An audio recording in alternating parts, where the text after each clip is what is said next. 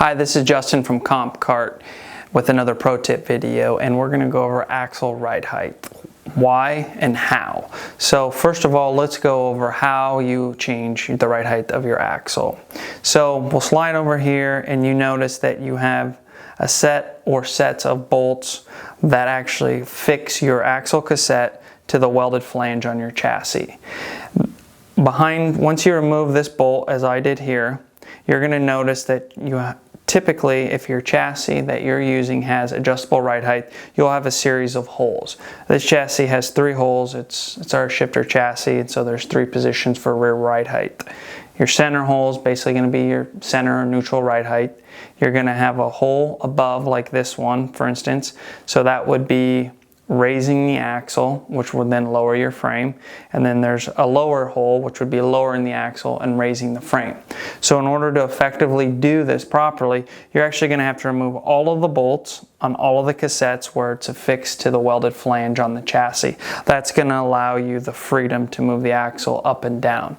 But also you must note that if you have an additional seat strut mounted or seat struts mounted, you're going to have to remove the bolt on all of these as well to give you that movement. And once you move it either up or down, and then you find your hole location, you put the bolts back into your cassette and fasten it. In order to reattach your strut, if you moved it, most likely you'll have to drill a new set of holes in your seat to be able to get your struts mounted back properly. So now we've effectively went over how we raise and lower our axle. The big question is, why would we want to do that? Well, there's several reasons. Obviously, we know different tires, different chassis, different track conditions. Those all make massive differences, and sometimes you might make one of these changes in a certain condition and it works great, and you might do it in another condition and it doesn't work. It's a little bit trial by error as far as that goes, but one thing, a couple good rules of thumb are driver size. So if you have a tall driver and then you have a shorter driver, that adjustment may create different effects. Obviously, we know the name of the game is trying to get center of gravity lower most of the time. So typically, if you have a taller driver, you have a higher center of gravity. So as the track may rubber up or grip up, that driver might struggle with center corner speed, right? They might have the chassis over grip too much. So what you typically would do with a taller driver is we would actually raise the axle and lower the frame. That's going to work the sidewall of the tire a little bit less. So if you're a taller driver, that's going to allow you to carry a little bit more corner speed and be a little bit more free, if you will, center exit of the corner.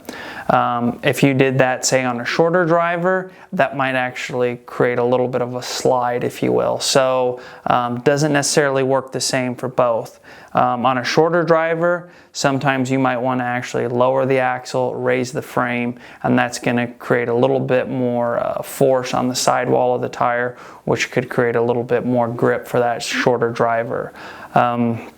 That's an example on driver height. A good example on horsepower, say a TAG or a Rotax package versus a KZ package. Same thing, but on a KZ package, you have a lot more horsepower, right? You have a gearbox, you have 4-wheel braking. There's really a lot going on with the chassis. So you'll notice on a lot of stock moto or even KZ type drivers, you'll notice the axle will be up in the car with the frame low in the back. Typically what that does is that improves braking. It keeps the chassis more stable under braking. It doesn't work the sidewall of the tire, so that driver, when they're coming in, they're on all 4-wheel brakes, it helps the chassis be much more calm. And then it also helps sometimes a little bit center exit of the corner, allowing a gearbox type driver and that type of horsepower to be able to get a little bit more center exit grip and be able to go back to the power sooner without working the outside of the tires and sliding. So those are a couple different examples of why you might want to change the axle ride height. So hopefully that helps.